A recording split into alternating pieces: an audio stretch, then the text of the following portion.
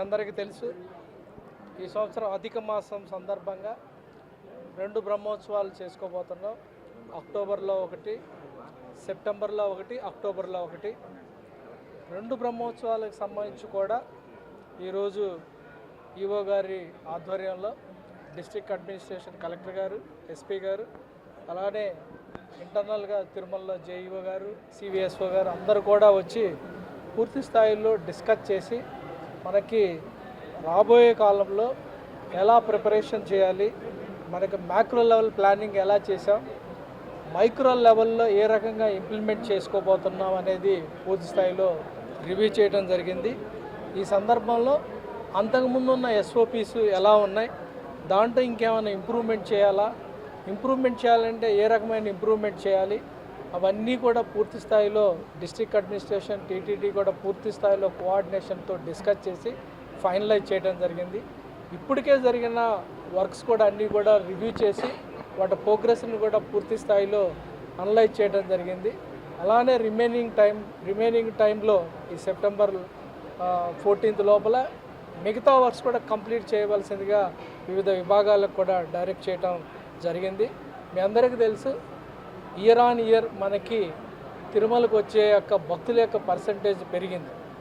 Overall పిలిగ్రిమ్లో మూలమూర్తిని దర్శించుకునే వాళ్ళు దాదాపు 8% పెరిగితే, అలానే లాస్ట్ రథసప్తమికి దాదాపు 3,75,000 మంది వచ్చారు.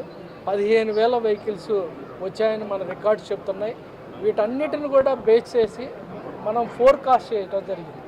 రాబోయే బ్రహ్మోత్సవాలకి, సెప్టెంబర్లో వచ్చే సాలకట్ల బ్రహ్మోత్సవాలకి, అక్టోబర్లో వచ్చే నవరాత్రి బ్రహ్మోత్సవాలు ఏ రకమైన పిలిగ్రిమ్ టర్న్అవుట్ ఉంటుంది, దానికి సంబంధించి ఎలా పిలిగ్రిమ్ మేనేజ్మెంట్ ఎలా చేయాలి, తిరుమలలో ఏ రకంగా చేయాలి, తిరుపతిలో కూడా ఏ రకంగా చేయాలి, తిరుమలలో తిరుపతిలో అడ్మినిస్ట్రేషన్ని ఏ రకంగా ఇంటిగ్రేట్ చేసి ఒకే అడ్మినిస్ట్రేషన్ లాగా యాక్ట్ చేస్తూ ఏ రకంగా క్రౌడ్ మేనేజ్మెంట్, పిలిగ్రిమ్ మేనేజ్మెంట్ చేయాలి, అలానే వెహికల్ ట్రాఫిక్ మేనేజ్మెంట్ ఎలా చేయాలి,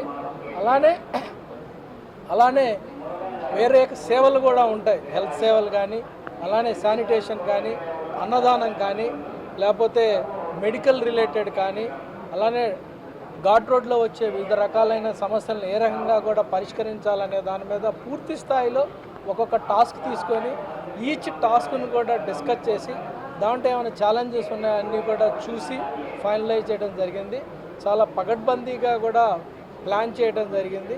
ఈ పగడ్బందీ ప్లాన్తో పాటు అందరూ కూడా ఆఫీసర్స్ కూడా ఇన్వాల్వ్ కావటం వల్ల ఖచ్చితంగా సిట్యువేషన్కి అనుగుణంగా రైజప్ అయిపోయి ఖచ్చితంగా భక్తుల యొక్క మన్నలను చూరగొనే విధంగా, భక్తుల యొక్క నమ్మకాన్ని చూరగొనే విధంగా ఖచ్చితంగా తిరుమల తిరుపతి దేవస్థానం, డిస్ట్రిక్ట్ అడ్మినిస్ట్రేషన్, డిస్ట్రిక్ట్ పోలీస్ విభాగం అందరం కూడా కలిసి పనిచేయాలని చెప్పి పూర్తి స్థాయిలో డిస్కస్ చేయడం జరిగింది.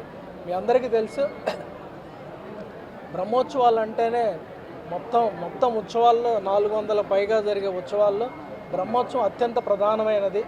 బ్రహ్మోత్సవాల్లో మరీ ముఖ్యంగా గరుడ సేవకు అత్యంత ప్రాధాన్యత ఇవ్వడం జరిగింది.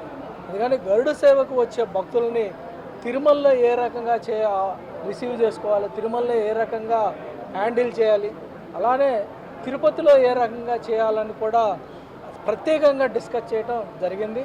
అలానే వాళ్ళకి ఆ పర్టికులర్ మెనూ ఏ రకంగా చేయాలి. లాస్ట్ బ్రహ్మోత్సవాల్లో దాదాపు 20 లక్షల పోర్షన్స్ మనం ఒక గరుడ సేవ రోజే అన్నదానం కింద వివిధ రకాల బెవరేజెస్తో పాటు పోర్షన్స్ ఆఫ్ ఫుడ్ కూడా దాదాపు 15 రకాల మెనూలు కూడా మనం అందరికి కూడా భక్తులకి డిస్ట్రిబ్యూట్ చేయడం జరిగింది.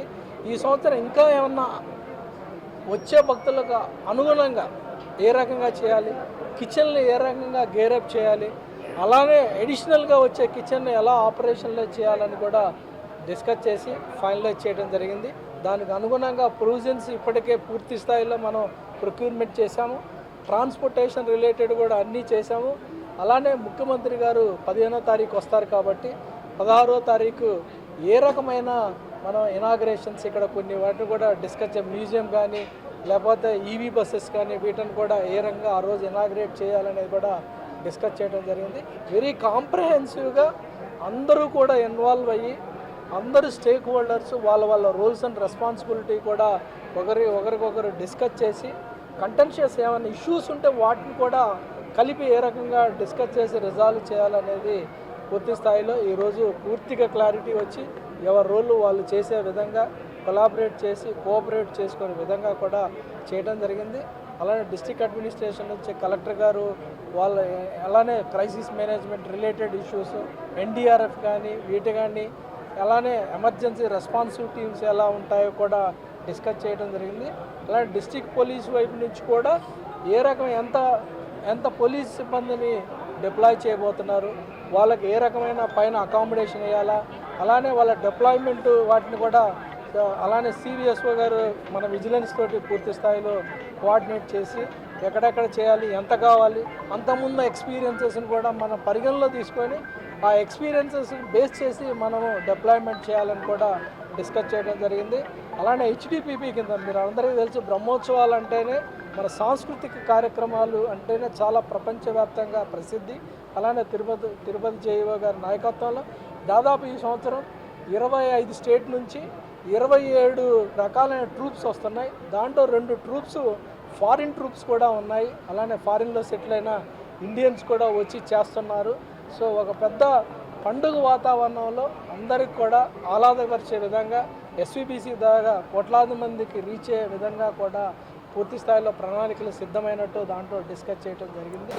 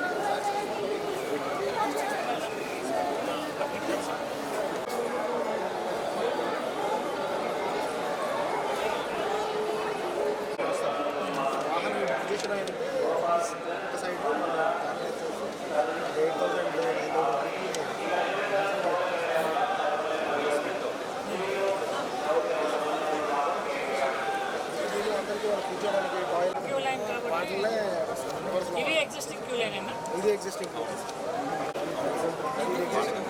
కొత్త చేస్తాం